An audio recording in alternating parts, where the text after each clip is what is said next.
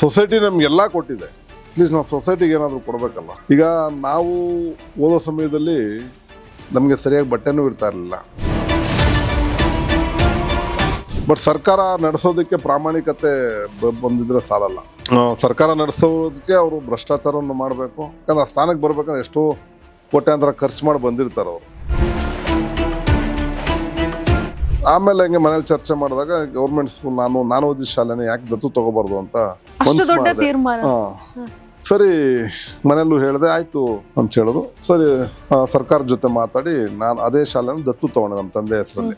ದಿವಂಗತ ಆರ್ ಕೃಷ್ಣರಾವ್ ಮಾಜಿ ಸೈನಿಕರು, ಅವರ ನೆನಪಿನಾರ್ಥವಾಗಿ ಈಗ ನಮ್ಮ ಹೆಸರಲ್ಲೇ ಇದೆ.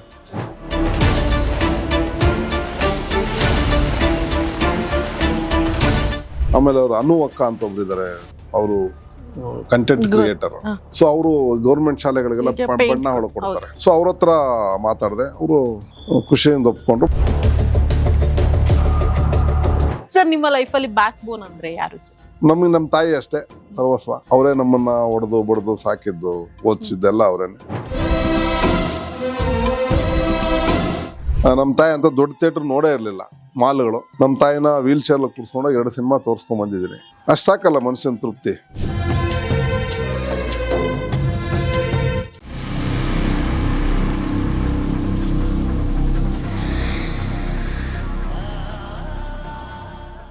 ಸರ್, ಇವಾಗ ಇಷ್ಟು ದಿನದ ನಿಮ್ಮ ಜರ್ನಿಯಲ್ಲಿ ಯಾರಿಗೋ ಒಬ್ರಿಗೆ ಆ ಟೈಮಲ್ಲಿ ಸಾರಿ ಹೇಳಕ್ಕಾಗಿಲ್ಲ, ಥ್ಯಾಂಕ್ಸ್ ಹೇಳಕ್ಕಾಗಿಲ್ಲ ಅಂತಂದ್ರೆ ಅದು ಯಾರಿಗೆ, ಯಾಕೆ ಸರ್?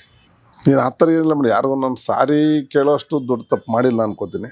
ಓಕೆ, ಏನಿದ್ರು ಅಲ್ಲಿಂದ ಅಲ್ಲಿಗೆ ಕ್ಲಿಯರ್ ಮಾಡ್ತೀರಾ, ತಪ್ಪೇ ಮಾಡಲ್ಲ? ತಪ್ಪು ಅಂದ್ರೆ ತಪ್ಪು ಮಾಡಿದ್ರೆ ಮನುಷ್ಯ ಅಲ್ಲ, ತಪ್ಪು ಮಾಡಿರ್ತೀವಿ. ಬಟ್ ತಪ್ಪು ಮಾಡಿ ಅವ್ರ ಹತ್ರ ಆ ಟೈಮಲ್ಲೇ ಅದು ನನ್ನ ತಪ್ಪಾಗಿದೆ ಸಾರಿ ಕೇಳಿ ಅಲ್ಲೇ ಬಗೆಹರಿಸ್ಕೊಂಡಿರ್ತೀವಿ. ಬೈ ಚಾನ್ಸ್ ಅವ್ರಿಗೆ ತಪ್ಪು ಅನ್ಸಿದ್ದು ನಮಗೆ ತಪ್ಪು ಅನ್ಸದೆ ಇದ್ರೆ ಅದು ನಿಮ್ಮ ಮುಖಾಂತರ ಸಾರಿ ಕೇಳ್ಬಿಡ, ಅದು ತಪ್ಪೇನಿದೆ. ಸಾರಿ ಕೇಳೋದು ನಮ್ದೇನು ಕಳ್ಕೊಳ್ಳೋದೇನಿಲ್ಲ. ಅವ್ರ ಮನಸ್ಸಲ್ಲಿ ನಮಗೆ ಗೊತ್ತಿಲ್ಲದೆ ಬಚಾನ್ ನಿಮ್ಮ ಈ ಬಿಯಾಂಡ್ ದ ಲಿಮಿಟ್ಸ್ ಈ ಚಾನಲ್ ನೋಡಿದ್ರೆ ನಾನೇನಾದರೂ ಅವ್ರಿಗೇನಾದರೂ ನನಗೆ ಗೊತ್ತಿಲ್ಲದೆ ನನಗೆ ತಪ್ಪು ಅಂತ ನನಗನ್ಸಿರಲ್ಲ, ಬಟ್ ಅವ್ರಿಗೆ ಅನ್ಸಿದ್ರೆ ಸಾರಿ ಕೇಳ್ತೀನಿ, ತಪ್ಪೇನಿಲ್ಲ. ಸಾರಿ ಮರ್ತ್ಬಿಡಿ ಅಲ್ಲ, ಮುದಾಯ್ತು. ಸರ್, ನಿಮ್ಮ ನೋಡಿದಾಗ ನಮ್ಗೆ ಅನ್ಸೋದು ಇವ್ರು ಖಡಕ್ ಆಗಿದ್ದಾರೆ, ಸ್ಟ್ರಿಕ್ಟ್ ಆಗಿದ್ದಾರೆ, ಮಾತಿಗೂ ಕೋಪ ಮಾಡ್ಕೋತಾರೆ ಅಂತ ಅನ್ಸುತ್ತೆ. ಬಟ್ ಇಷ್ಟೊತ್ತಲ್ಲ ನನಗೆ ಆತರ ಅನ್ಸಿಲ್ಲ. ಅಲ್ಲ, ಇಲ್ಲಿ ಬೇಡ ಅಂತ ಕಂಟ್ರೋಲ್ ಮಾಡಿದ್ರ ಸರ್?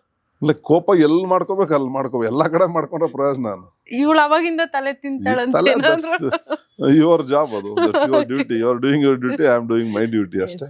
ಸರ್, ನಿಮ್ಮ ಲೈಫಲ್ಲಿ ಬ್ಯಾಕ್ ಬೋನ್ ಅಂದ್ರೆ ಯಾರು ಸರ್?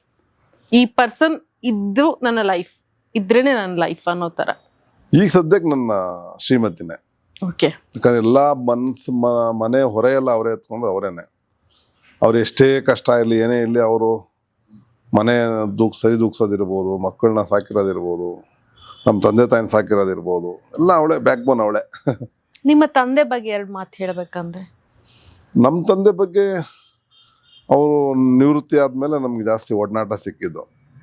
ನಮ್ಮ ಬಾಲ್ಯನ ಅವ್ರಿಲ್ದೆ ಕಳೆದಿದ್ದೀವಿ. ಸೊ ಈಗ ಅವ್ರಿಲ್ದೇನೂ ಕಳೀತಾ ಇದ್ದೀವಿ. ಮಧ್ಯದ ಸ್ವಲ್ಪ ವರ್ಷ ಮಾತ್ರ ಅವ್ರ ಜೊತೆ ಇದ್ದಿದ್ದಷ್ಟೇ. ಬಾಕಿ ಎಲ್ಲ ಅವ್ರು ಮಿಲ್ಟ್ರಿ, ಯುದ್ಧ ಅಂದ್ಬಿಟ್ಟು ಅಲ್ಲೇ ಕಾಲ ಕಳೆದ್ರು ಅವರು. ಅವರು ಮಕ್ಕಳನ್ನ ಆಡ್ಸೋ ಟೈಮಲ್ಲಿ ಅವ್ರು ಇರಲಿಲ್ಲ, ಮಕ್ಕಳಾಗಿ ಅವ್ರ ಜೊತೆ ನಾವು ಆಟೋ ಟೈಮಲ್ಲಿ ನಮ್ಮ ಜೊತೆ ಇಲ್ಲ ಅವರು ಅಷ್ಟೇ. ಅಷ್ಟು ಒಡನಾಟ ನಿಮ್ಗೆ ಸಿಕ್ಕಿಲ್ಲ? ಇಲ್ಲ, ಆಗ್ಲಿ ಎಲ್ಲಿ ಮಿಲಿಟರಿ ಯಾರಿಗೂ ಸಿಗಲ್ಲ, ನಮ್ಮನಿಗೆ ಅಲ್ಲ, ಮಿಲಿಟರಿ ಪರ್ಸನ್ಸ್ ಯಾರಿಗೂ ಸಿಗಲ್ಲ. ನಮಗೆ ನಮ್ಮ ತಾಯಿ ಅಷ್ಟೇ ಸರ್ವಸ್ವ. ಅವರೇ ನಮ್ಮನ್ನ ಹೊಡೆದು ಬಡ್ದು ಸಾಕಿದ್ದು, ಓದಿಸಿದ್ದೆಲ್ಲ ಅವರೇನೆ. ಈ ಫಂಕ್ಷನ್ಗೆ, ಈ ಪ್ರೋಗ್ರಾಮ್ಗೆ ನಮ್ಮ ತಂದೆ ಇದ್ರೆ ಒಳ್ಳೇದಿತ್ತು ಅಂತ ಅನ್ಸಿದ್ರು? ಖಂಡಿತ. ಇವಾಗ ನನ್ನ ಎಲ್ಲ ಒಂದು ಕಾರ್ಯಕ್ರಮಗಳು ಅವ್ರು ಇದ್ರೆ ಬಹಳ ಸಂತೋಷ ಅನಿಸ್ತದೆ. ಬಟ್ ವಿಧಿ ಇಲ್ಲ. ನನ್ನ 2 ಸಿನಿಮಾಗೆ ನಮ್ಮ ತಾಯಿ ಅಂತ ದೊಡ್ಡ ಥಿಯೇಟರ್ ನೋಡೇ ಇರಲಿಲ್ಲ, ಮಾಲ್ಗಳು. ನಮ್ಮ ತಾಯಿನ ವೀಲ್ ಚೇರ್ಲಿ ಕೂರಿಸ್ಕೊಂಡಾಗ 2 ಸಿನಿಮಾ ತೋರಿಸ್ಕೊಂಡ್ ಬಂದಿದ್ದೀನಿ. ಅಷ್ಟು ಸಾಕಲ್ಲ ಮನುಷ್ಯನ ತೃಪ್ತಿ. ನೀವು ಸಿನಿಮಾದ ಏನೋ ಕಳ್ಕೊಂಡ್ಬಿಟ್ವಿ, ಹೌದು ಕಳ್ಕೊಂಡಿದ್ದು, ದುಡ್ಡು ಇಲ್ಲ ಅಂತಲ್ಲ, ಬಟ್ ಆತ್ಮತೃಪ್ತಿ ಅಂತೂ ಕಳ್ಕೊಂಡಿಲ್ಲಲ್ಲ.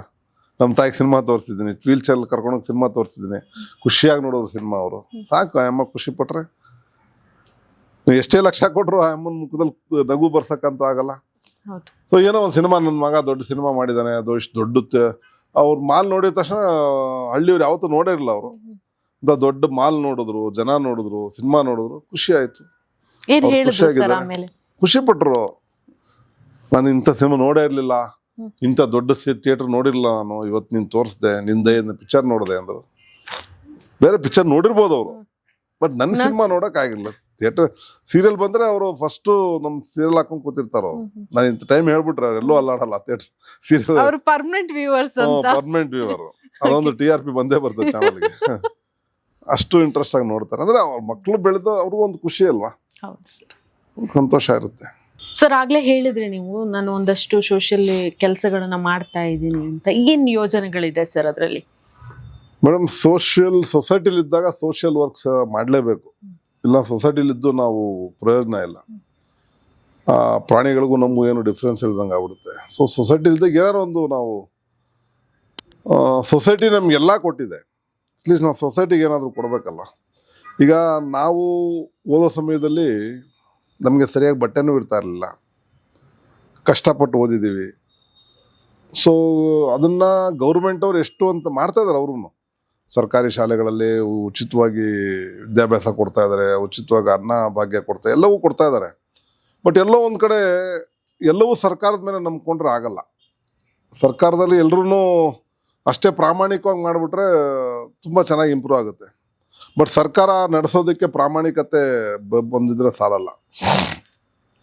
ಸರ್ಕಾರ ನಡೆಸೋದಕ್ಕೆ ಅವರು ಭ್ರಷ್ಟಾಚಾರವನ್ನು ಮಾಡಬೇಕು. ಯಾಕಂದ್ರೆ ಆ ಸ್ಥಾನಕ್ಕೆ ಬರ್ಬೇಕಂದ್ರೆ ಎಷ್ಟೋ ಕೋಟ್ಯಾಂತರ ಖರ್ಚು ಮಾಡಿ ಬಂದಿರ್ತಾರೆ ಅವರು. ಒಬ್ಬ MLA ಆಗ್ಬೇಕಂದ್ರೆ, ಇವತ್ತು ಒಂದು ಕ್ಷೇತ್ರದ MLA ಆಗ್ಬೇಕಂದ್ರೆ ಮಿನಿಮಮ್ 50 ಕೋಟಿ ಇಲ್ಲದೆ MLA ಆಗಕ್ಕೆ ಸಾಧ್ಯನೇ ಇಲ್ಲ. ಚಾಲೆ ಬೇಕು, ಅವ್ರು ಎಲ್ಲಿ ಬೇಕಾದ್ರೂ ಬಂದು ಪ್ರಮಾಣ ಮಾಡ್ಬಿಡಿ, ಯಾವ MLA ಆದ್ರೂ 50-60 ಕೋಟಿ ಇಲ್ಲದೆ ಯಾವ MLAನೂ ಗೆಲ್ಲಕ್ಕೆ ಸಾಧ್ಯನೇ ಇಲ್ಲ. ಸೊ ಆ 50 ಕೋಟಿ ಖರ್ಚು ಮಾಡಿ ಅಲ್ಲಿಂದ ಬರ್ತದೆ ಅವ್ರಿಗೆ, ಆಮೇಲೆ ತೆಗಿತಾರೆ. ಆಮೇಲೆ ತೆಗಿಬೇಕಲ್ವಾ. ಆಮೇಲೆ ತೆಗಿತಾ ಏನಾಗುತ್ತೆ, ಅಷ್ಟು ದುಡ್ಡನ್ನು ತೆಗೆದವರು ನೆಕ್ಸ್ಟ್ ಎಲೆಕ್ಷನ್ 100 ಕೋಟಿ ಖರ್ಚು ಮಾಡ್ತಾರೆ. ಸೊ 500 ಕೋಟಿ ಪ್ರಾಪರ್ಟಿ ಮಾಡಿರ್ತಾರೆ. ಸೊ ಇದೆಲ್ಲ ಒಂಥರ ಚೈನ್ ಲಿಂಕ್ ಸಿಸ್ಟಮ್. ಈಗ ಓಟ್ ಹಾಕೋರು ಕೂಡ ಸುಮ್ಮನೆ ಯಾರು ಓಟ್ ಹಾಕಲ್ಲ, ಅವ್ರದೇ ಆದ ಖರ್ಚು ವೆಚ್ಚಗಳು ನೋಡ್ಕೋಬೇಕು. ಬೂತ್ಗೆ ಇಷ್ಟೊಂದು ಕೊಡಬೇಕು, ಒಂದು ಓಟಿಗೆ ಇಷ್ಟೊಂದು ಕೊಡಿ, ಏನೇನೋ ಇರ್ತದೆ ಪೊಲಿಟಿಕ್ಸ್ಗೆ ಎಂಟ್ರಿ ಆಗ್ಬೇಕು ಅಂತ. ಇಂದಿನ ಪೊಲಿಟಿಕ್ಸ್ ಅಲ್ಲಿ ಇದೀನಿ ನಾನು. ಇದ್ರೂ ಕೂಡ ಆ ಒಂದು ಸುಳಿಲ್ ಸಿಗಾಕೊಂಡಿಲ್ಲ ನಾನು. Okay okay. ಪಾಲಿಟಿಕ್ಸ್ ಅಲ್ಲಿ ಇದ್ರೂ ಕೂಡ ಆ ಒಂದು ಸುಳಿಲ್ ಸಿಗಾಕೊಳಕ್ ಇಷ್ಟಪಡ್ತಾರೆ. ಯಾಕಂದ್ರೆ ಆಗ್ತಾ ಇಲ್ಲ ಅದು. ಪ್ರತಿಯೊಂದಕ್ಕೂ ನಾವು ಸುಳ್ಳು ಹೇಳಬೇಕು, ಪ್ರತಿಯೊಂದಕ್ಕೂ ಮೋಸ ಮಾಡಬೇಕು, ಪ್ರತಿಯೊಂದರಲ್ಲೂ ನಾವು ಬೇರೆಯವ್ರನ್ನ ಡಿಪೆಂಡ್ ಆಗಬೇಕು, ಏನೇನೋ ಇದೆ ಅದು ರಾಜಕೀಯ. ಅದು ನಮ್ಮ ಮಟ್ಟದಲ್ಲಿ ಅಷ್ಟೇ ಸಾಕು, ಅದು ಜಾಸ್ತಿ ಹೋಗೋದು ಯಾಕೋ ಇದಾಗ್ತಾ ಇಲ್ಲ. ಸೊ ಹೀಗಿರುವಾಗ ನಾವು ಏನಾದರೂ ಒಂದು ಸೋಷಿಯಲ್ ಸರ್ವಿಸ್ ಮಾಡಬೇಕು ಅಂತ ಮೊದಲು ನಾನು ನಮ್ಮ ಬಿಸ್ನೆಸ್ ಇದ್ದಾಗಲೇ ಸೋಷಿಯಲ್ ಸರ್ವಿಸ್ ಮಾಡ್ತಾ ಇದ್ದೆ. ನಾನು ನಮ್ಮದು ಯಶವಂತಪುರ ಮತ್ತಿಕ ನಾಗರಿಕ ವೇದಿಕೆ ಕಟ್ಕೊಂಡು ಅಲ್ಲೇ ಸೋಷಿಯಲ್ ಸರ್ವಿಸ್ ಮಾಡ್ತಾ ಇದ್ದೆ. ಸೊ ಹಾಗೆ ಈಗಲೂ ಮಾಡ್ತಾ ಇದ್ದೀನಿ. ಮತ್ತು ಹಾಗೆ ನಮ್ಮೂರಲ್ಲಿ ಒಂದು ಬಸವಣ್ಣ ಎತ್ತು ದೇವ್ರಿಗೆ ಬಿಟ್ಟಿರ್ತಾರೆ, ದೊಡ್ಡ ಗುಳಿ ಥರ, ಅದು ಸತ್ತೋಯ್ತದು. ಅದು ನಮ್ಮ ಮನೆ ಪಕ್ಕದವ್ರು ಯಾರೋ ಒಂದು ಸಾಕಿದ್ರು, ಅದು ತೀರ್ಕೊಂಡ್ಬಿಡ್ದು. ಅದು 11 ದಿನದ ಪೂಜೆಗೆ ಊರವರೆಲ್ಲ ಕರೆದ್ರು. ನಮ್ಮ ಸ್ನೇಹಿತರು ಮಲ್ಲೇಶು, ಸಿದ್ದಪ್ಪ ಶೆಟ್ಟಿ ಎಲ್ಲ ಸುಮಾರು ಜನ ಇದ್ದಾರೆ. ಅವರೆಲ್ಲ ಅಣ್ಣ ಪೂಜೆಗೆ ಬಂದು ಹೋಗು ಅಂದರು. ಸೊ ಪೂಜೆಗೆ ಹೋದಾಗ ಅಲ್ಲೆಲ್ಲ ಸೇರಿಕೊಂಡು, ಅಣ್ಣ ಇದಕ್ಕೊಂದು ಏನಾದರೂ ಶೆಡ್ ಕಟ್ಸ್ಕೊಡು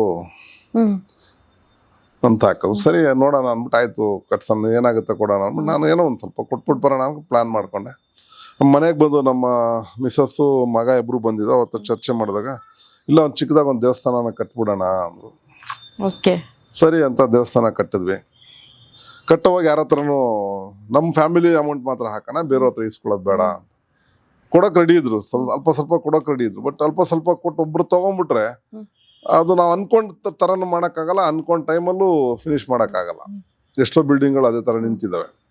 ಸೊ ಹಾಗಾಗಿ ಯಾರ ಹತ್ರನೂ ನಮ್ಮ ಫ್ಯಾಮಿಲಿ ಮಾತ್ರ ಕೊಟ್ಟು ತೊಗೊಳ್ಳೋದು, ಬೇರೆಯವ್ರು ತೊಗೊಳೋದು ಬೇಡ ಅಂತ ನಮ್ಮ ಫ್ಯಾಮಿಲಿ ಮೆಂಬರ್ಸೇ ಅಮೌಂಟ್ ಹಾಕಿ ದೇವಸ್ಥಾನ ಕಟ್ವಿ. ದೇವಸ್ಥಾನ ಕಟ್ಟೋ ಟೈಮಲ್ಲಿ ಸ್ಕೂಲ್ ಡೈಲಿ ಎವ್ರಿ ಇಯರ್ ಹೋದರೂ ಕೂಡ ಶಾಲೆ ಬಗ್ಗೆ ಅಷ್ಟು ಗಮನ ಕೊಟ್ಟಿರಲಿಲ್ಲ ನಾನು. ಸೊ ಅಲ್ಲಿ ಹತ್ತಿರ ಹೋಗಿ ನಮ್ಮ ಕನ್ಸ್ಟ್ರಕ್ಷನ್ ನಡೆಯೋ ಟೈಮಲ್ಲಿ ಹೋಗಿ ಶಾಲೆ ನೋಡಿದಾಗ ಅಲ್ಲಿ ಏನೋ ಕೊರತೆ ಇದೆ ಅಂತ ಕಾಣಿಸ್ತಾ ಇತ್ತು. ಮಕ್ಕಳಿಗೇನೋ ಬೇಕು ಅನ್ನಿಸ್ತಾ ಇತ್ತು, ಟೀಚರ್ಸ್ ಕೊರತೆ ಇತ್ತು. ಸೊ ಅಲ್ಲಿ ಹೋದಾಗ ಒಂದು 5ನೇ ಕ್ಲಾಸ್ ಹುಡುಗಿ ಎದ್ದು, ಸರ್ ನನಗೆ ಆಟ ಆಡೋಕ್ಕೆ ಇಲ್ಲಿ ಏನೂ ಇಲ್ಲ, ಒಂದು ರಿಂಗ್ ಇಲ್ಲ, ಬೇರೆ ಸ್ಪೋರ್ಟ್ಸ್ ಮೆಟೀರಿಯಲ್ಸ್ ಇಲ್ಲ ಅಂತ ಕೇಳಿದಾಗ ಆಯಿತು ಸರಿ ಕೊಡ್ಸೋಣ ಅಂದ್ಬಿಟ್ಟು ಇಮಿಡಿಯೇಟ್ ಬೆಂಗಳೂರಿಗೆ ಬಂದು ಸ್ಪೋರ್ಟ್ಸ್ ಅಂಗಡಿಲಿ ಒಂದು 60-70 ಸಾವಿರ ರೂಪಾಯಿಂದು ಸ್ಪೋರ್ಟ್ಸ್ ಮೆಟೀರಿಯಲ್ಲು, ಬುಕ್ಸು ಎಲ್ಲ ತೊಗೊಂಡೋಗಿ ಕೊಟ್ಟೆ. ಆಮೇಲೆ ಹಂಗೆ ಮನೇಲಿ ಚರ್ಚೆ ಮಾಡಿದಾಗ ಗೌರ್ಮೆಂಟ್ ಸ್ಕೂಲ್ ನಾನು ಓದಿದ ಶಾಲೆನೇ ಯಾಕೆ ದತ್ತು ತಗೋಬಾರ್ದು ಅಂತ ಮನ್ಸು ಮಾಡಿದೆ. ಸರಿ ಮನೇಲೂ ಹೇಳಿದೆ, ಆಯಿತು ಅಂತ ಹೇಳಿದ್ರು. ಸರಿ, ಸರ್ಕಾರದ ಜೊತೆ ಮಾತಾಡಿ ನಾನು ಅದೇ ಶಾಲೆನ ದತ್ತು ತಗೊಂಡೆ ನಮ್ಮ ತಂದೆ ಹೆಸರಲ್ಲಿ. ದಿವಂಗತ ಆರ್ ಕೃಷ್ಣರಾವ್ ಮಾಜಿ ಸೈನಿಕರು, ಅವರ ನೆನಪಿನಾರ್ಥವಾಗಿ ಈಗ ನಮ್ಮ ಹೆಸರಲ್ಲೇ ಇದೆ. ಸೊ ದತ್ತು ತಗೊಂಡ್ಮೇಲೆ ಅದ್ರದ್ದು ಡೆವಲಪ್ಮೆಂಟ್ಸ್ ಬಗ್ಗೆ ಯೋಚನೆ ಮಾಡಬೇಕಾಯ್ತು. ಹಳೆ ಬಿಲ್ಡಿಂಗು ಎಲ್ಲ ಕಡೆ ಪಾಚಿ ಕಟ್ಕೊಂಡು ಹೆಂಗೆ ಗಲೀಜಾಗ್ಬಿಟ್ಟಿತ್ತು. ಸೊ ಫಸ್ಟು ಅದನ್ನ ಅಷ್ಟಲ್ಲಿ ದೇವಸ್ಥಾನನೂ ರೆಡಿ ಆಯಿತು. ಸೊ ದೇವಸ್ಥಾನ ಇನಾಗ್ರೇಷನ್ ಟೈಮಲ್ಲಿ ಅದನ್ನು ಒಟ್ಟಿಗೆ ಪೇಂಟ್ ಮಾಡಿಸಿ ಸೊ ಇನಾಗ್ರೇಷನ್ ಮಾಡೋಣ ಅಂತ ಹೇಳ್ಕೊಂಡು ಪೇಂಟ್ ದೇವಸ್ಥಾನಕ್ಕೆ ನಮ್ಮ ಇದ್ರಲ್ಲಿ ಹೊಡಿಸಿದ್ವಿ.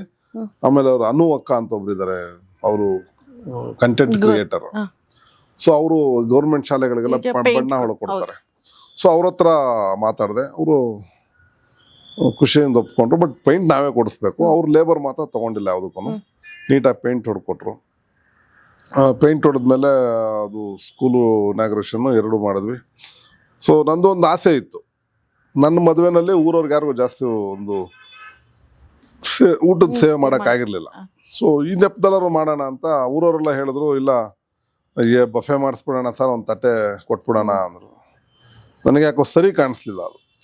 ಇರಪ್ಪ ಎಲ್ಲ ನಮ್ಮ ಊರವ್ರು ಕೊಡ್ತಾರೆ, ಯಾಕಂದ್ರೆ ಹುಟ್ಟಿದೂರು, ನಮ್ಮ ಜೊತೆ ಬೆಳೆದ ಇದ್ದಾರೆ, ಹಿರಿಯರಿದ್ದಾರೆ, ಅವ್ರಿಗೆಲ್ಲ ಗೌರವದಿಂದ ಊಟ ಹಾಕೋಣ ಅಂದ್ಬಿಟ್ಟು ಒಂದು ದೊಡ್ಡ ಪೆಂಡಾಲ್ ಹಾಕ್ಸಿ ಒಂದು ಎಕ್ದಮ್ ಒಂದು 500-600 ಜನ ಒಂದೇ ಸರಿ ಕೂತ್ಕೊಳ್ಳೋಂಥ ಒಂದು ಪೆಂಡಾಲ್ ಹಾಕ್ಸಿ ಬಾಳೆ ಎಲೆ ಊಟ ಮಾಡಿಸ್ಬೇಕು ಅಂತ ಮನೇಲಿ ಒಪ್ಕೊಂಡ್ರು. ಶ್ರೀಮತಿ ಎಲ್ಲದಕ್ಕೆ ಓಕೆ ಅಂದರು. ಸೊ ಅದೇ ಥರ ಮಾಡಿದ್ವಿ. ಅಲ್ಲೂ ಇನ್ನೊಂದು ಪ್ರಶ್ನೆ ಬಂತು, ಅಲ್ಲಿ ಊರ ಎಲ್ಲ ಜಾತಿ ಜನಾಂಗದವ್ರು ಇದ್ದಾರೆ. ಸೊ ಅವ್ರು ಬಂದ್ರೆ ನಾವು ಬರಲ್ಲ ಊಟಕ್ಕೆ, ಅವ್ರ ಜೊತೆ ನಾವು ಕೂತ್ಕೊಳ್ಳಲ್ಲ, ಅದೊಂದು ಚಾಲೆಂಜ್ ಆಯ್ತು. ಈಗ್ಲೂ ಸರ್ ಇದೆ, ಎಲ್ಲ ಕಡೆ ಇದೆ ಅದು. ಸೊ ನಾನು ಎಲ್ರಿಗೂ ಅದೇ ಒಂದು ಮಾತು ಹೇಳಿದ್, ನೋಡಪ್ಪ ಅವ್ರು ಬಂದ್ರು ಇವ್ರು ಬಂದ್ರು ಅಂತಿಲ್ಲ, ನಮಗೇನು ಅಡುಗೆ ಮಾಡೋರು ನಿಮಗೆ ಯಾರು ಬೇಕೋ ಅವ್ರ ಹತ್ರನೇ ಮಾಡಿಸ್ತೀನಿ. ಅಡುಗೆ ಸಾಮಾನ್ಯವಾಗಿ ಯಾರು ಮಾಡ್ತಾರೆ ಅವ್ರ ಹತ್ರನೇ ಮಾಡಿಸ್ತೀನಿ, ಭಟ್ರನ್ನೇ ಕರ್ಕೊಂಡು ಮಾಡಿಸ್ತೀನಿ. ಬಟ್ ಅವ್ರು ಬಂದು ಅವ್ರು ಕೂತ್ಕೋಬೋದು, ಇಲ್ಲೊಂದು ಕೂತ್ಕೋದು ತಪ್ಪಾಗತ್ತೆ. ನಾವು ಮಾಡೋ ತಗೋತಾರೆ ಪ್ರಸಾದ, ದೇವ್ರ ಪ್ರಸಾದ. ಈಗ ಧರ್ಮಸ್ಥಳದಲ್ಲಿ ದಿನಕ್ಕೆ 1000 ಜನ ಊಟ ಮಾಡ್ತಾರೆ, ಪಕ್ಕದಲ್ಲಿ ಯಾರು ಕೂತಿದ್ದು ಊಟ ನೋಡ್ಕೊಂಡು ಊಟ ಮಾಡ್ತಾರ? ಅಲ್ಲ, ಅವ್ರು ಕೇಳ್ತಾರೆ ಯಾರಿಗಾದ್ರು, ನೀವು ಯಾವ ಜಾತಿ ಅಂತ? ಇಲ್ಲ ತಾನೆ, ಮತ್ತು ಇನ್ನೂ ಯಾಕೆ ಜಾತಿ ಪದ್ಧತಿ ಇಟ್ಕೊಂಡು ಕೂತಿದ್ದೀರಾ ನೀವು ಅಂತೆಲ್ಲ ಊರವರೆಲ್ಲ ಕನ್ವಿನ್ಸ್ ಮಾಡಿ ಎಲ್ಲ ಒಪ್ಕೊಂಡ್ರು. ಎಲ್ರಿಗೂ ಸಮಾನಾಂತರವಾಗಿ ಒಂದು ಭೋಜನದ ವ್ಯವಸ್ಥೆ ಮಾಡಿ ಆಯಿತು. ಒಂದು 4-5 ಸಾವಿರ ಜನ ಊಟ ಆಯ್ತು ಅವತ್ತು. ಸೊ ಎಲ್ಲವೂ ಸಂಪೂರ್ಣ ನಮ್ಮ ಫ್ಯಾಮಿಲಿ ಖರ್ಚೇನೆ. ಸೊ ಎಲ್ಲ ಅದೊಂಥರ ಸಮಾಧಾನ ತಂತು ನನಗೆ. ಅಲ್ಲ, ಊರವ್ರಿಗೆಲ್ಲ ಒಂದು ಟೈಮ್ ಊಟ ಹಾಕಿದ್ದು ಒಂದು ಸಮಾಧಾನ. ಆಮೇಲೆ ಸ್ಕೂಲ್ ಹಂಗೆ ಪೇಂಟ್ ಎಲ್ಲ ಆಗಿತ್ತು, ಮತ್ತು ಮಕ್ಕಳಿಗೆ ಯೂನಿಫಾರ್ಮ್ ಬೇಕಂದ್ರು. ಸೊ ಯೂನಿಫಾರ್ಮು ಹೊಲಿಸ್ಕೊಟ್ಟೆ ಎಲ್ಲರಿಗೂ, ವೈಟ್ ಯೂನಿಫಾರ್ಮು, ಮತ್ತೆಲ್ಲ ಇನ್ನು ಇದು ನೋಟ್ ಬುಕ್ಸು, ಅಲ್ಲೇನು ಬೇಕು ಪರಿಕರಗಳೆಲ್ಲ ಕೊಡಿಸ್ದೆ. ಕೊನೆಗೆ ಸ್ಕೂಲ್ ನಾವು ತೊಗೊಂಡು ಏನೋ ಡೆವಲಪ್ ಮಾಡಬೇಕಲ್ಲ, ಶ್ರೇಷ್ಠದಾನ ವಿದ್ಯಾದಾನ. ಸೊ ವಿದ್ಯೆ, ಒಬ್ಬ ಮಗುಗೆ ವಿದ್ಯೆ ಕೊಟ್ರೆ ಅವ್ನು ಮುಂದೆ ಬೆಳೆದು ಯಾವ ಮಟ್ಟಕ್ಕೆ ಬರ್ತಾನೋ ದೇವ್ರಿಗೆ ಗೊತ್ತು. ಸರಿ, ಸ್ಮಾರ್ಟ್ ಕ್ಲಾಸ್ ಅಳವಡಿಸ್ತೀವಿ. ಅದೊಂದು ಬೆಂಗಳೂರಲ್ಲಿ ಒಂದು ಕಂಪ್ನಿ ಹತ್ರ ಮಾತಾಡಿ ಅವ್ರ ಹತ್ರ ಗೌರ್ಮೆಂಟ್ ಸ್ಕೂಲ್ಗೆ ಬೇಕಂತ ಕನ್ಸೆಷನ್ ರೇಟಲ್ಲಿ ಆ ಸ್ಕ್ರೀನು, ಪ್ರೊಜೆಕ್ಟರ್ಸು ಮತ್ತು ಸ್ಟಡಿ ಮೆಟೀರಿಯಲ್ಲು, ಇಲ್ಲೇನು ಇವಾಗ ಟೆಕ್ನೋ ಸ್ಕೂಲ್ಗಳು ನಡೀತಾ ಇದೆ ಬೆಂಗಳೂರಲ್ಲಿ, ದೊಡ್ಡ ದೊಡ್ಡ ಸ್ಕೂಲ್ಗಳಲ್ಲಿ, ಆ ಕಾನ್ಸೆಪ್ಟನ್ನೇ ಅಲ್ಲಿ ಗೌರ್ಮೆಂಟ್ ಸ್ಕೂಲ್ಗೆ ಅಳವಡಿಸಿ ಅದು ಚೆನ್ನಾಗಿ ನಡೀತಾ ಇದೆ. ಈಗ ಒಂದು ನಾನು ತಗೊಂಡಾಗ 78 ಜನ ಇದ್ರು, ಈಗ 95 ಜನ ಮಕ್ಕಳಾಗಿದ್ದಾರೆ, ಒಂದು 18 ಜನ ಮಕ್ಕಳು ಜಾಸ್ತಿ ಆಗಿದ್ದಾರೆ. ಅದೊಂದು ಆತ್ಮತೃಪ್ತಿ.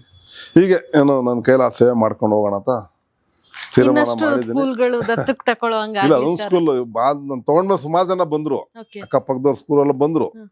ಬಟ್ ನಾನು ಹೇಳಿದ್ದವ್ರಿಗೆಲ್ಲ ಇದೊಂದು ಫಸ್ಟ್ ನಮ್ಮ ಸ್ಕೂಲ್ ರೆಡಿ ಮಾಡ್ತೀನಿ, ಆಮೇಲೆ ನೋಡೋಣ, ದೇವ್ರ ಶಕ್ತಿ ಕೊಟ್ರೆ ಮಾಡೋಣ ಬಿಡಿ ಅಂತ ಅವ್ರು ಹೇಳಿ ಕಳಿಸ್ದೆ.